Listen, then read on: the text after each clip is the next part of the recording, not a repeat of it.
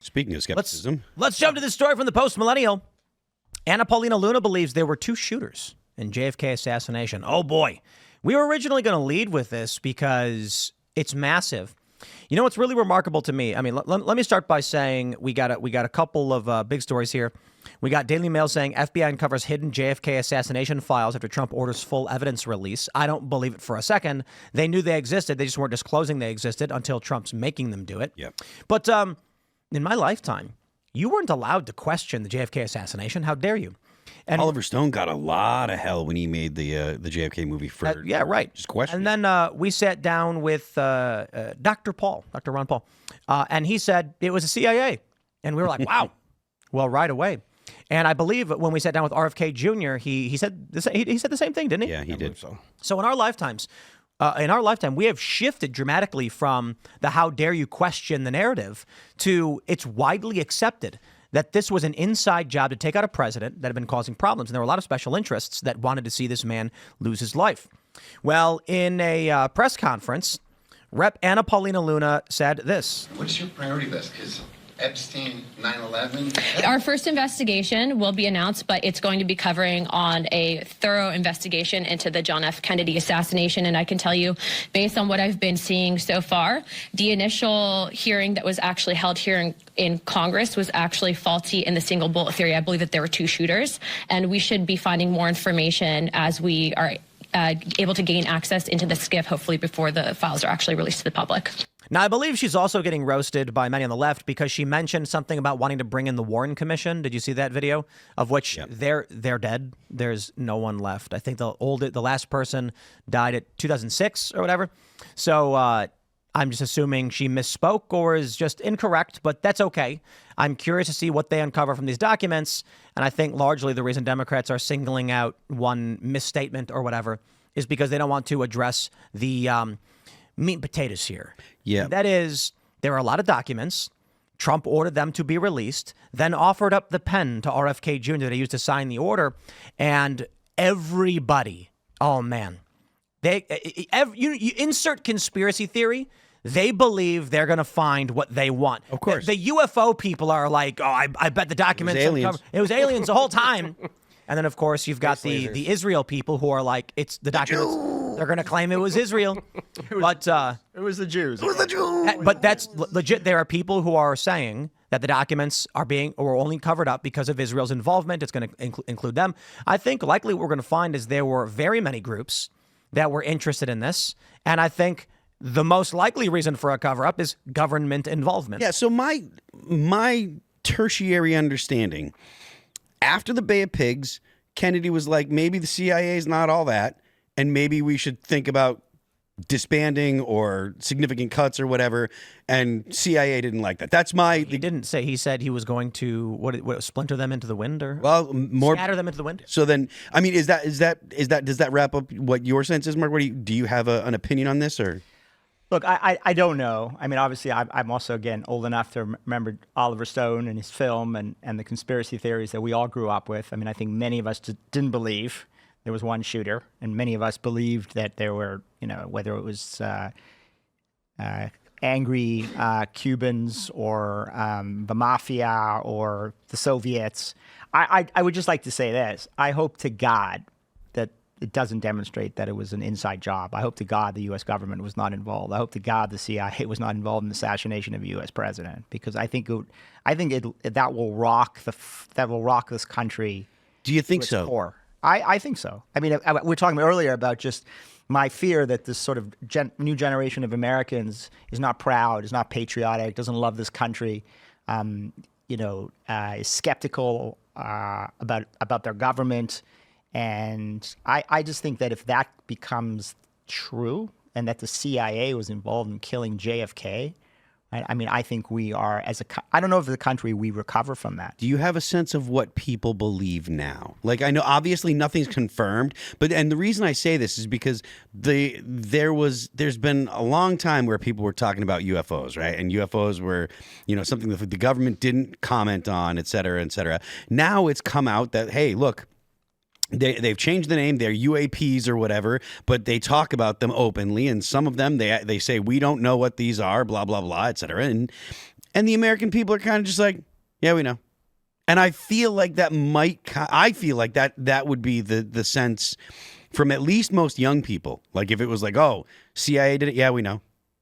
I mean, if you have a different outlook, I think it's one thing to have a theory of the case, based on your own views, your own ideologies. I think it's another thing for the U.S. government to release information after all these years that demonstrates that the CIA was responsible for the assassination of the U.S. president.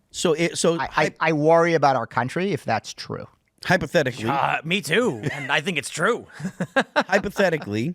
What happens? What does the Trump administration do if that turns out to be the evidence? Well, look, I think part of the problem with this whole issue has been the lack of transparency over decades, which has fed so many conspiracy theories. And I think the Trump administration is right to finally disclose this to the American people. And now, if it's true, again, I'm skeptical, but if it's true, we're going to have to reckon with this. Quite possibly one of the ugliest episodes in American history. Do you shut down Langley? Do you? I mean, because and I gotta say, there's a strong incentive for Trump to want this to be true. Considering what happened with him, with the 51 intel officers who said the laptop and all that stuff, maybe the real reason Trump is like, we're declassifying the JFK files is that you are going to find either willful negligence. At minimum, there's going to be some implication, I think, for government failure. And you can go the official route and say, how did they allow this guy to get a shot off on Kennedy? Or you can go to the most extreme end, saying it was quite literally the CIA that orchestrated the whole thing. Either way, it looks like it'll be damaging. Trump could use that damaging to say, we need an overhaul of this agency, an agency that largely targeted him. That's revenge. Look, what's always puzzled me about, I'm not an expert on JFK assassination, but so Lee Harvey Oswald is the single shooter, kills JFK. Jack Ruby, right, who works for the mob, kills Lee Harvey Oswald and goes to jail for the rest of his life and never breathes a word. And it just always fascinated me. I mean, Ruby took out Lee Harvey Oswald? Why? Right. Why did he not want him to testify and publicize the involvement of somebody in that assassination? It's always fascinated me and puzzled. Well, he didn't go to jail you can say jail for the rest of his life, but he died right away. In jail, right? Within what is it? He died that year. Interesting. Yeah, he died in 1967. Yeah. So, that's always intrigued me. But again, I just want to get back to this. So it was several years later, sorry. Trump may have an incentive. Trump may want to, go after the CIA for the things that were done against Trump. And certainly there are, 51, as you say, senior intel officials who not only deserve to have their security clearances revoked, which he did. Yeah, I think but should have their reputations permanently damaged. They should be prosecuted. Let me tell you. But having said that, I do think the CIA performs an important service in defense of America. I think the FBI performs an important service in defense of America. I think U.S. military. I do not. I don't want to see these institutions gone. I think it's dangerous for our country. I do, however, want to see. What does the FBI do? A massive overhaul. FBI. Yeah. Well, you FBI said FBI say I'm gonna tell you. Certainly, we can take the Kash Patel route and say these people should be enforcing the law. Go out and fight crime. That's what you should be doing. But they're operating like it's COINTELPRO. What is the CIA doing? Why is what benefit? Let me put it this way. There is a country, the United States. The vision for this country and the perception of this nation in the minds of the people for a long time has been that it is the will of the people through a constitutional republic that the structures of government will abide by what the people largely vote for, who the representatives they send to Washington and to their states, to their capitals. That's what it's supposed to be. For the longest time, the CIA took it upon itself to do what it thinks is right. And the American people have no idea. It's become a zombie state. So if you were to make the argument, the CIA does good to protect this country, no, the CIA does good to protect the CIA. The CIA has interests. The FBI has interests. The NSA have interests. The American people do not agree with those interests. If the CIA, FBI, the intel agencies were actually operating under what the American people wanted, we would have a secure southern border and no war in Ukraine. Instead, what we get the whole time is the CIA protecting only itself and what it perceives, the people in the CIA and the FBI, what they perceive to be the right thing to do. If the American people vote to shut down the petrodollar, resulting in a unipolar communist Chinese party state. The American people voted for it. I do not believe we should live in a country where a deep state bureaucracy operating behind the scenes dictates for us what it thinks we should get. And that's what we've gotten our whole lives. Maybe that means we lose. Well, that's what America is, and that's what America is supposed to be.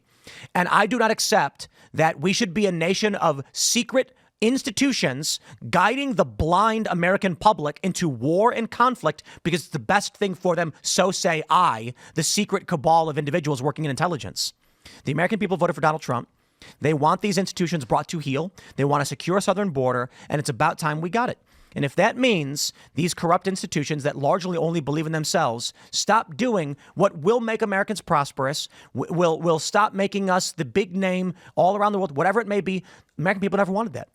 American people never wanted to be at war in Ukraine, never wanted to be at war in Israel, never wanted to be at war in Afghanistan, never wanted to go to war in these places. Thanks for checking out this clip from Timcast IRL. Make sure to watch the show live Monday through Friday at 8 p.m. Subscribe to this channel, and we will see you all there.